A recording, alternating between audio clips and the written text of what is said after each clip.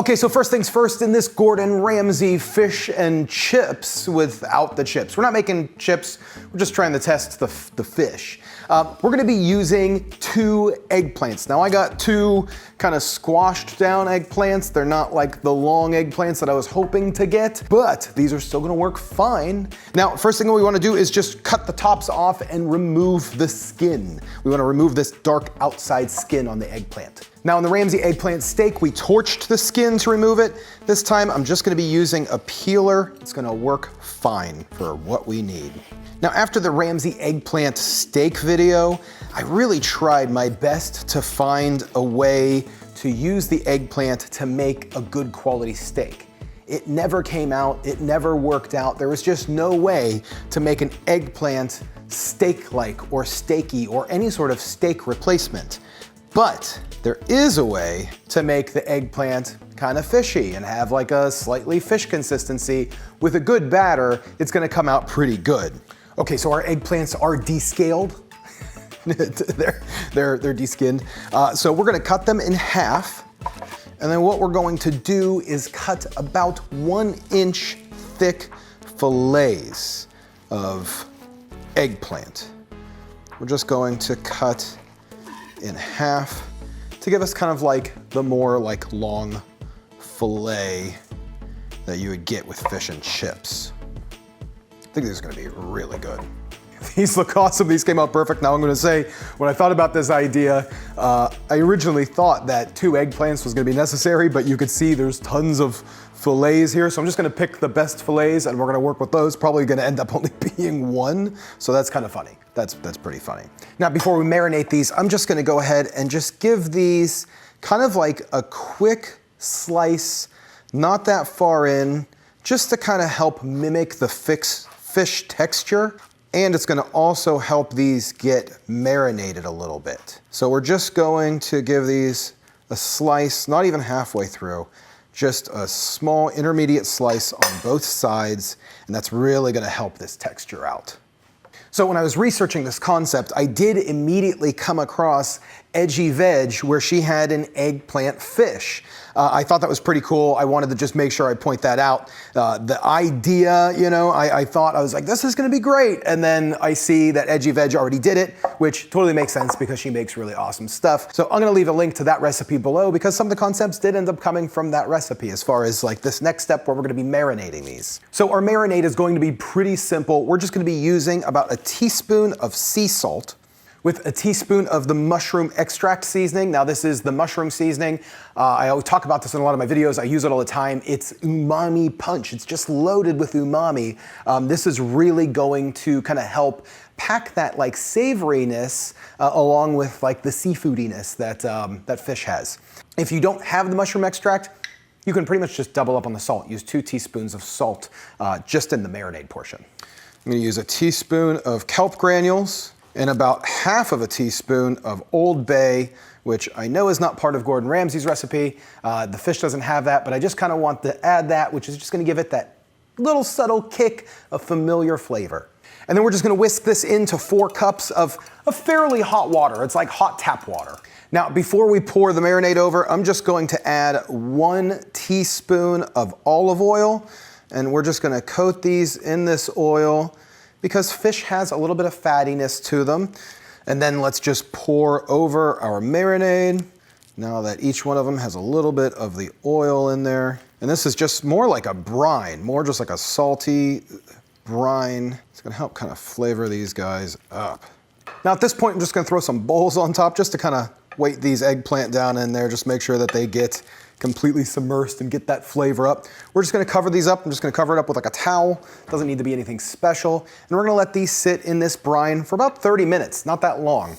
Hey gang, real quick, since we're talking about hydrating eggplants, I thought we might as well talk about hydrating ourselves with today's sponsor, Hydrant. Hydrant is a science-backed wellness brand that makes a range of products focused on hydration, performance, and mental well-being. Hydrant sent me their essentials kit so I can try each of the different functions they offer. It's a great way to see which one works best for you. Each one of these packets contain 3 times the electrolytes of a sports drink, no artificial sweeteners, stevia, or synthetic colors, and they're made with real fruit juice powder. Now, the one thing that I've really enjoyed the most out of these is that they are designed to hydrate you faster than water alone.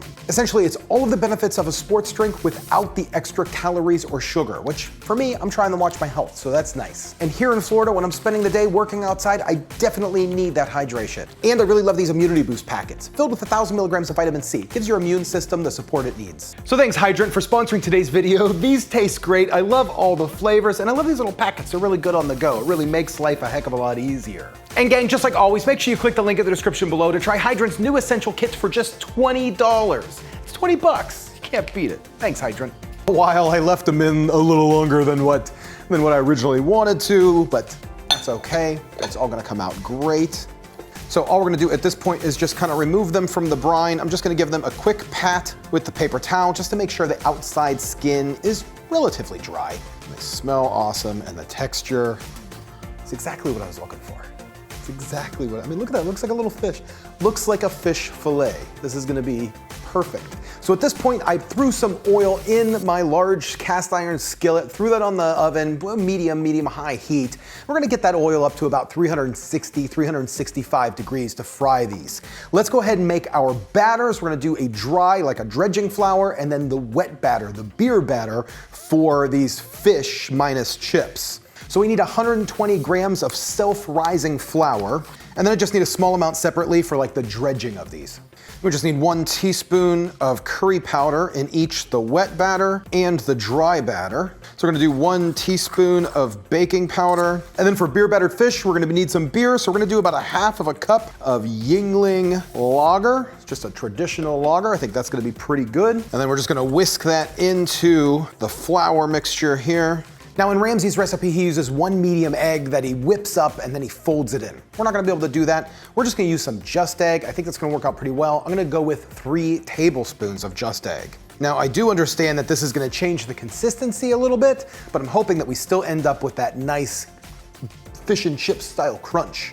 Now at this point, we're still not exactly at batter level. The one thing that I do want to do is a little trick that I got from Kenji Lopez, which is adding a little bit of vodka. So that's what I'm gonna do. I'm gonna add about 1 tablespoon of vodka, see if we can thin this out. The vodka is gonna burn off really quick when we fry it, which is gonna lead to a crispier crust when we fry these. And now we've ended up with a pretty nice consistency for the batter. It seems like it's gonna stick well, and it's gonna stick fairly thick. I'm thinking that, you know, the Just Egg kind of helped make this a little bit more pillowy. You know, you can always whip up some aquafaba and use that. I think that would work. But I think the Just Egg's gonna work really well as far as like kind of like binding and keeping this together and make it like a nice crispy batter. Okay, so let's move on. Now all we have to do is just season these. We're just gonna season them with a little bit of salt. We're gonna dredge them in the flour, and then from the flour into the wet batter. From the wet batter, we're gonna make sure they're completely coated. Throw them into your hot oil, letting them fry. Kind of baste them with the oil to make sure that a hot oil just is cooking both sides. Once the one side is done and it's nice and golden, flip it over to the other side. We're just gonna do these in batches, a little at a time, and you should have some incredibly crispy eggplant fish. This just looks amazing. I'm kicking myself for not making the tartar sauce. Baby, look at these fish and chips. They look amazing. Well, no chips, I didn't make chips. It's okay. Look at the fish. So let's give it a try. We're gonna base this off of like how good is the skin? Is it crispy? Yeah, it's very crispy. Super crispy. Should have a nice good crisp with a nice like cakey inside. Okay. And then the eggplant should be slightly fishy. Okay. Okay, here we go. Try it. Cheers. Yeah, cakey. Crispy. The batter is good. The eggplant tastes a little eggplanty, but it also, it really is a good... It's a good substitute. It's a good substitute for fish. You know, it looks like fish. I'm happy with that. It tastes like it could be fish. Like, yeah. It tastes like fish and chips. Like fish and chips isn't generally always fishy, just fried fish, you know? Well, you don't want it to be fishy, but, even just look at that when you open it up. Yeah, it looks like fish. The consistency, the way that, you know, it's sliced like that. I mean, it really does. It's kind of like a really tender, like buttery, like sea bassy type of fish. Yeah, you know, it obviously, really is. like you can tell it's a substitute, but it's a pretty damn good one. It's okay they said damn. It's a pretty darn good one. Yeah, I mean, if we had tartar sauce with this, with the chips, this would be awesome. This is the vegan option that Ramsay could serve in his fish and chips restaurants. Gordon, if you're watching, you might like this. I mean, I think you would. I don't know why you wouldn't. It's just kind of like, yes, if it had the tartar sauce, I mean, that would be just the one thing that it needs. You know? I mean, I'll be honest. I really do believe if this had tartar sauce, that would put it over the top. I think it would be. That's all that it needs. It would be legitimate. It would be a very legitimate fish replacement. But I'm really enjoying it. Like I'm eating it just fine without the tartar sauce. And you're not even a big fan of eggplant. I don't like eggplant, but this is pretty good. Yeah. I don't hate eggplant, but I don't love it. I just remembered that. I was like, wait a minute, you don't even like eggplant. I was like, am I gonna like this? But I ended up really liking it. There we go. That's our dinner. Yay! Woohoo! We should fry up some fries real quick. Okay. Okay.